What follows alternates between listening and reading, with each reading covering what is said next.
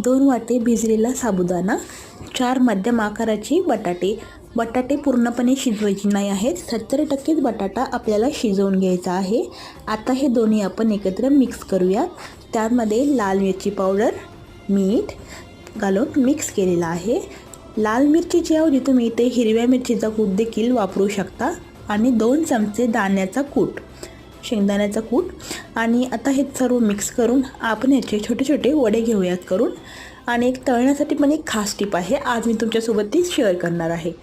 तर काय करायचं आहे, तेल गरम झाल्याच्या नंतर पूर्ण आपण जेव्हा तेलामध्ये वडा सोडतो, एक साईड पूर्ण तळल्याशिवाय वडा आपल्याला पलटवायचा नाही आहे। ही ट्रिक जर तुम्ही ट्राय केली ना तर तुमचे वडे एकदम कुरकुरीत होतील आणि ते आतपर्यंत कुरकुरीत होतात। हे बघा, अशा प्रकारे इथे मी हे वडे आपले तळून घेतलेले आहेत। रेसिपी आवडली असेल तर नक्की चॅनलला सबस्क्राईब करा।